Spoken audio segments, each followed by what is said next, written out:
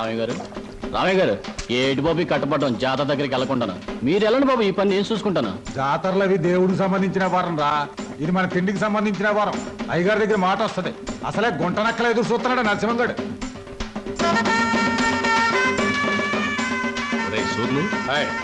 మనం ఈ జాతరతో కూర్చుంటే సరిపోదురా. ఆ రామయ్య గారు మరీ మితిమీరిపోతున్నాడు. ఆడి సేను తడిసేదాకా మన శాలకి నీళ్లు వదలనంటాడా? ఏట ఉన్న గొడవేగా. అయినా పాలేరుగాడికి అని తలపిరిసి ఏంటంటారు. ఇంకో విషయం, ఏట జమీందారు జాతర రోజు ఊరు వస్తాడు. పొలం చూస్తానికి వెళ్తాడుగా, అక్కడేవో చూపు చూసుకుంటే పోలే. సమయానికి గుర్తు చేసావురా.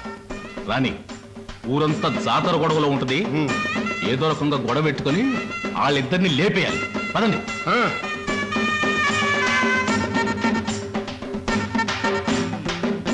ఈ జాతరలు ఏంటో, ఈ గొడవలు ఏంటో. కళ్ళు తాగి చల్లగా తొంగుంటే కళ్ళుకి అమ్మవారు వచ్చి కావలసినంత కళ్ళు ఇస్తుందిరా. నా మాట ఏనరా.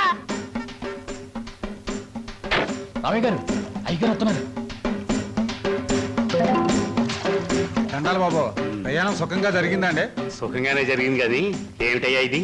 తిండి దెబ్బలు మానేసి ఎప్పుడు ఈ చేను దగ్గర పడుతున్నావుట? గట్టు బాబు. ఆ గట్టు లేకపోతే చచ్చిపోతావా ఏమిటి? అక్కడ మీ ఆవిడ నీ భోజనం కోసం ఎదురు చూస్తాను, వెళ్ళు. అది కాదు బాబు. ఏహీ కాదు కానీ నువ్వు వెళ్ళి భోజనం చేసిరా. నువ్వు వచ్చే వరకు నేను కాపలా ఉంటానుగా. బావా, ఆ 10 పైసలు బిళ్ళ పట్టా మీద పెట్టాను. రైలు వెళ్ళిన తర్వాత పెద్దదైపోతుంది. అప్పుడు దానికి తాడు కట్టి నీ మెళ్ళ వేస్తాను. నా మెళ్ళ వేస్తానంటావే? అవును, నీ మెళ్ళలోనే వేస్తాను. ఇదిగో కొట్టనంటే ఒరే టిప్పకాయ బావా. ఇదిగో డిప్పకాయ గిప్పకాయ అన్నావంటే తంతాను. అత్తయ్య అత్తయ్య చూడత్తయ్య బావా. ఏం సరోజా, ఏం జరిగిందమ్మా? అదేమో 10 పైసలు బిళ్ళ పట్టాల మీద పెట్టాను. అది పెద్దదవుతుగా, దానికి తాడు కట్టి నా మెళ్ళ వేసుకోవాలంటమ్మా. పిచ్చిదానా, దానికి ఏడిపోయిందికే. ఇంకొక 10 ఏళ్లకు నీ మెళ్ళ బంగారు మంగళసూత్రం వేస్తాడు. నేను చచ్చినా వేను. ఇది ముండిది.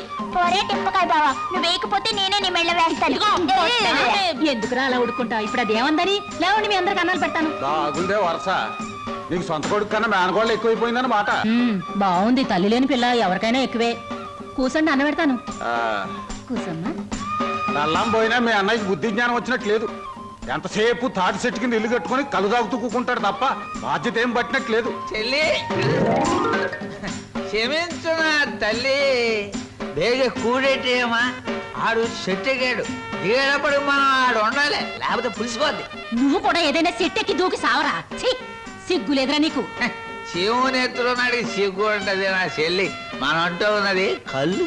నీ తిట్లు నా కొత్త కాదు, బాయ్ పరాయడు కాదు. కూడెట్టే రామయ్య గారు, రామయ్య గారు, చేను దగ్గర నరసింహగడు అయ్యగారితో గొడవ పడుతున్నాడండి. మర్యాదలు మర్చిపోతున్నావు. ఏడు చేత పెట్టి ముందు నీళ్లు మా శాల కొలిపెట్టి వెళ్ళిపో. ఎంతసేపు చెప్పినా ముందుకేస్తున్నావు. ఇక్కడ గాలు దొరుకోలేదు, అడుగు ముందుకేసానంటనా.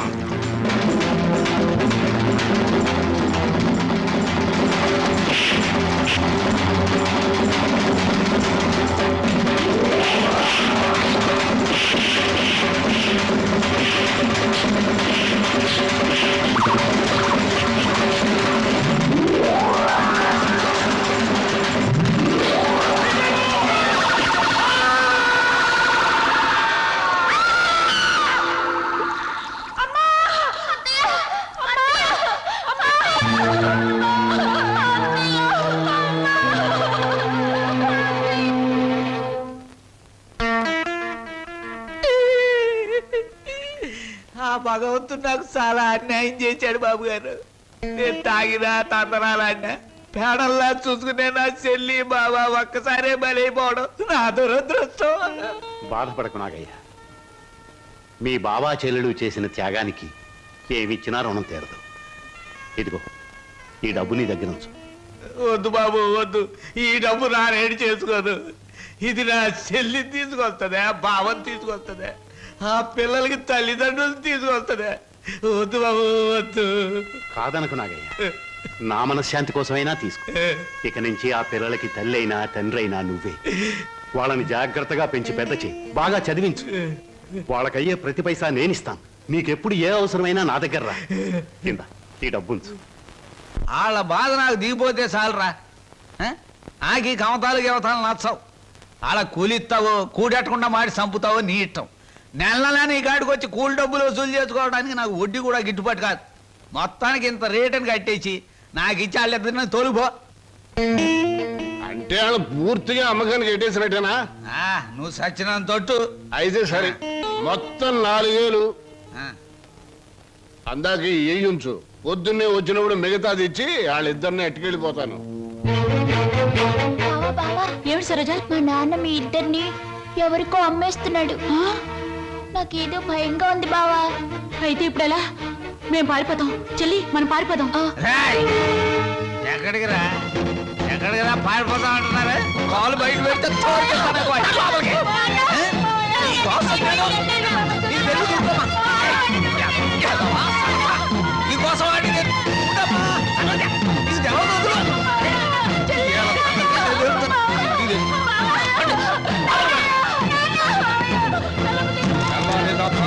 నీళ్లు లేక ఇక్కడే మాడి సావండి. ఎందుకమ్మా, ఎందుకురా నాన్న ఏడుస్తున్నారు?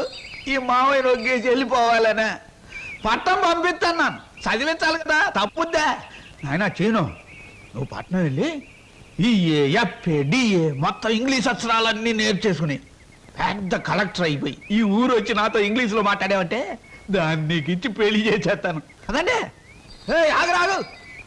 రేయ్, ప్రతిరోజు నీ చెల్లెలు ఎదురు వచ్చేది కదా, ఇప్పుడు నా కూతురు నీకు ఎదురు పంపిస్తాను. రామ్మ సరోజా, బాబు బండికి ఎదురురా. అది అక్కడి నుంచి రా, నువ్వు బండి తోలరా. High, high.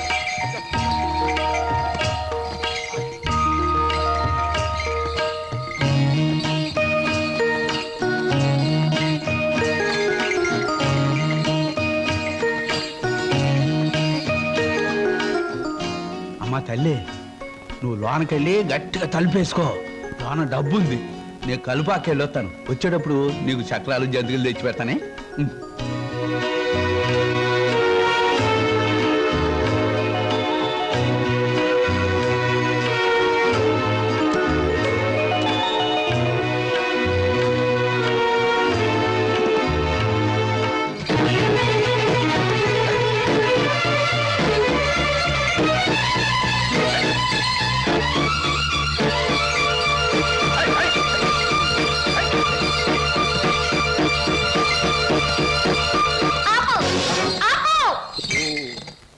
ఏటే ఇలా వచ్చావేటి?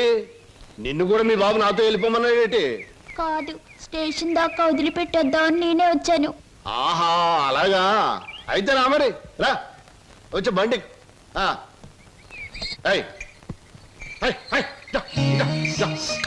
ఈ డబ్బులు తీసుకొని మీ స్టేషన్కి వెళ్ళండి, నేను మీ వెనకాలే వస్తాను. నాకు ఒక టికెట్ కొనండి, పట్నం పోదాం.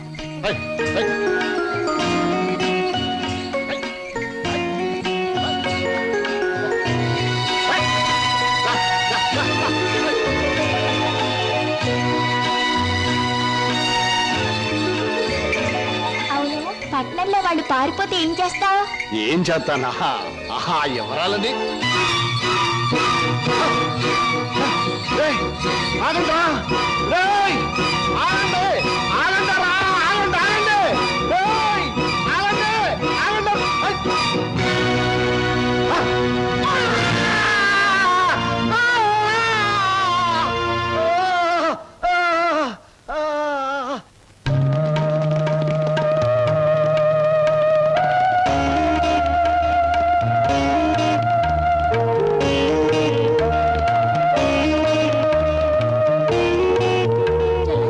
సరోజ తనకు కూడా టికెట్ తీయమని చెప్పి ఇంకా రాలేదేమిటి? వచ్చేస్తుంది అన్నయ్య. అయ్యో, రైలు వచ్చేస్తుంది, ఇప్పుడు ఎలాగా?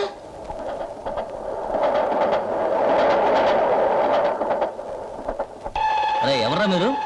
ఊరెళ్ళాలండి. టికెట్లు తీసారా? ఇదేమిట్రా, ఇద్దరున్నారు 3 టికెట్లు తీశారు. మా సరోజ రావాలి. ఊరు వెళ్దామని వచ్చి సరోజని కూర్చుంటే రైలు ఎక్కిద్దా? పదంరా, ఏమండి? సాయంత్రం మా రైలు. సరోజ పదంరా, రావాలండి. ఎక్కండి, రైలు ఎక్కండి. ఏమండి?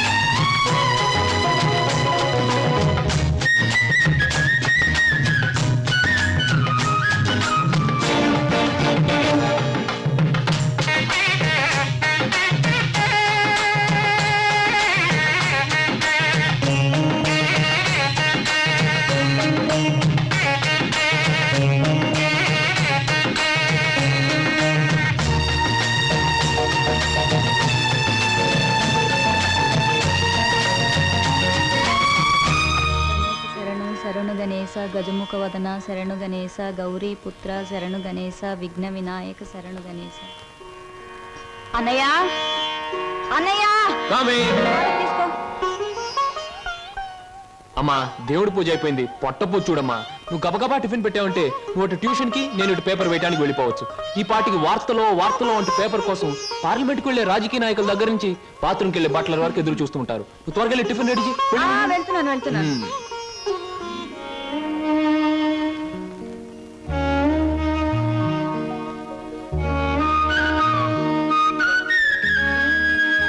చెల్లాయ్, మన కోసం సరోజు ఒంటరిగా ఆగిపోయింది. ప్రాణానికి తెగించి మనల్ని రక్షించింది. ఎక్కడుందో ఏమైందో ఎన్నిసార్లు ప్రయత్నించినా కనీసం జాడు కూడా తెలియలేదు. అసలు ఉందో లేదో. అన్నయ్య తప్పకుండా ఎక్కడో ఉండే ఉంటుంది. ఏదో ఒక రోజు మనకు కనిపించి తీరుతుంది.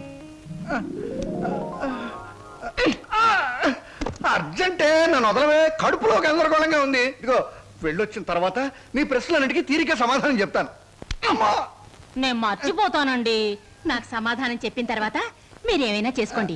ఎన్టీ రామారావు నటించిన మొదటి చిత్రమేది, రంగుల చిత్రమేది, రాజుగా నటించిన చిత్రమేది, పేదగా నటించిన చిత్రమేది, దొంగగా నటించిన చిత్రమేది, విలన్ గా నటించిన చిత్రమేది, ఏ చిత్రం ఎన్ని రోజులు ఆడింది, అందులో ఫెయిల్యూర్స్ ఎన్ని, సక్సెస్ ఎన్ని చెప్పకండి చూద్దాం. కింద జన్మలో నువ్వు గానుగై ఉంటావే, నేను ఎద్దై ఉంటాను. అప్పుడు నేను ఆడించాను, ఇప్పుడు నువ్వు నన్ను జాడిస్తున్నావు. ఎన్టీ రామారావు నటించిన మొదటి జ్యువెల్ జోల్ సినిమా నిన్ను ఎక్కడ కొడితే బుద్ధి వస్తుందా అని ఆలోచిస్తున్నానే. ఏమండి? వస్తున్నా బాబు. ఏమయ్యా, నువ్వు పోస్ట్ మ్యాన్ కదా, పోర్ట్ ఉద్యోగం ఎప్పుడు మొదలెట్టావు? ఏంటండి ఏమి తెల్లంటే అడుగుతారో? మీ ఆవిడ రాసి పంపించిన పాటలు తిరిగి వచ్చేసాయి. ఆహా, అయితే ఈ నెల కూడా పొయ్యిలోకి పుల్లలు కొనక్కర్లేదన్నమాట.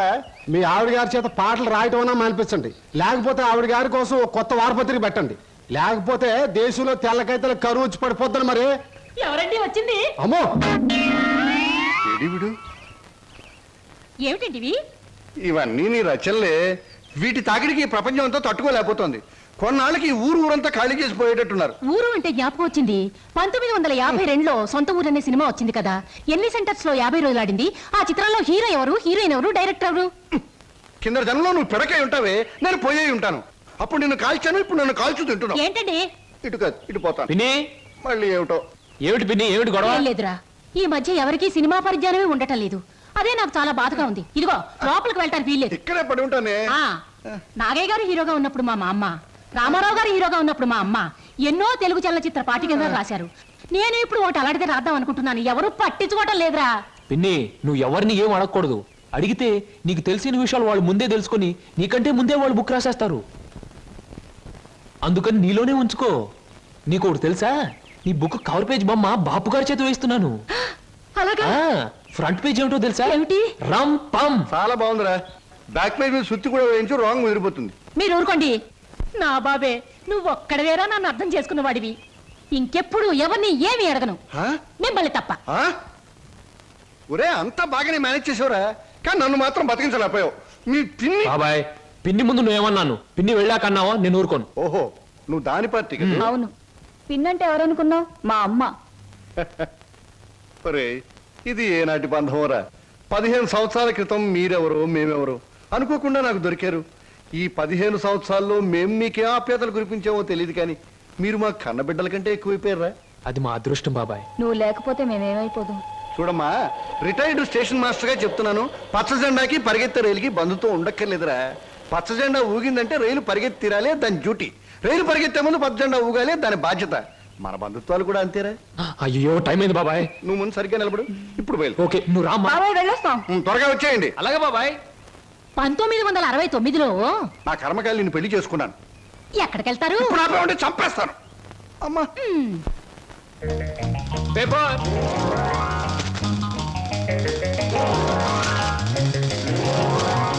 పంతులు గారు, పేపరు. అమ్మయ్యా. Paper boy. నన్నే? అవును, నిన్నే. నా పేరు పేపర్ బాయ్ కాదండి, వీర వెంకట విజయ శ్రీనివాస్ వరప్రసాద్. పూర్తిగా పిలవలేని కొంతమంది బద్దకస్తులు శ్రీనివాస్ అంటారు. ముచ్చటగా ముద్దుగా పిలవాలనుకున్న వారు సీను అంటారు. సుబ్బమ్మ గారు. నా పేరు శుభమ్మ కాదు, లలిత. ఓహో, మరి మిమ్మల్ని ముద్దుగా విని పిలుస్తారు లల్లి అనా? పిల్లి అని. నీకెందుకు? పేరు లలితంగా ఉంది, పర్సనాలిటీ లలిత లావణ్యంగా ఉంది. ఏమిటి వెటకారంగా ఉందా? అసలు పేపర్ని అలా రాయిస్తున్నట్టు విసడం ఏమిటి? చేతికి వచ్చుగా. ఇవ్వచ్చనుకోండి, ప్రతి వాళ్ళ చేతికి ఇస్తూ పోతే కొంతమందికి ఇవాళ ఉదయం పేపర్ రేపు సాయంత్రానికి, రేపు సాయంత్రం పేపర్ ఎల్లుండిది అని అందుతుంది. అందుకని కొన్ని విసరాలి, కొన్ని ఎగరేయాలి, కొన్ని చేతికి ఇవ్వాలి. నేను ఎంత గట్టిగా విసిరినా పడే వాళ్ళ చేతిలో అది పువ్వులా పడటం మన టాలెంట్. చాలండి, మీరు వెళ్ళొచ్చు. చూడండి, ఆ పేపర్లో పేజ్ నంబర్ 4 కాలం నంబర్ 3లో ఆడవాళ్ళకు పనికొచ్చే ఉద్యోగాల ప్రకటన ఉంది. నేను ఉద్యోగం కోసం ప్రయత్నిస్తున్నట్టు ఇతనికి ఎలా తెలుసు? ఏమే మరదలా, ఆ పేపరు నీకు ముందే తెలుసా? ఏ ఏంటే రోడ్డు మీద పరాగడితో పరాసుకెళ్ళటే చెప్పా. పరాయివాడు కాదు, అతను నా బాయ్ ఫ్రెండ్. ఏటే బాయ్ ఫ్రెండా? చెట్టంత బావగారిని, నీ ఎక్కకు మొగుణ్ణి, నేనుండగా ఆడేవాడే బాయ్ ఫ్రెండ్. బాయ్ ఫ్రెండ్ అయినా, మ్యాన్ ఫ్రెండ్ అయినా, ఫ్రెండ్ ఫ్రెండ్ అయినా అని నేనే. ఇదిగో, రోజు రోజుకి నువ్వు హద్దు మీరుతున్నావు, జాగ్రత్త. ఆహా, నన్ను జాగ్రత్త అన్నది గొప్పదాని అయిపోయావా? చూడవే, నీ చెల్లెలు నన్నే పట్టుపట్లాడించేస్తుంది. Shut up. మంచి గొడ్డుకో దెబ్బ, మంచి మనిషికో మాట అన్నారు. మాటతో మారటానికి నువ్వు మనిషివి కాదు, 4 బాదడానికి గొడ్డువి కాదు. ఛీ! విన్నావటి నీ చెల్లెలు ఏముంటుందో? నీ మనిషిని కాదట, పశువుని కాదట. మీ ఇద్దరిని- ఏయ్! అక్కడ ఎందుకు అలా కొడుతున్నావు? ముద్దుల మరదలు కొడితే నలిగిపోద్దని. మళ్ళేనో నేను మనిషిని కాదు, పశువుని కాదా? ఇదిగో, నేను బ్రతిమాలుతున్నాను, అక్కడేం చేయకు. చిచి, నువ్వు ఇతన్ని బ్రతిమలాడటం కంటే నేను తన్నులు తినటమేనయ్యో. ఈ దుర్మార్గుడికి ఇది అలవాటేగా. ఊరుకోక. ఓసస్, మీ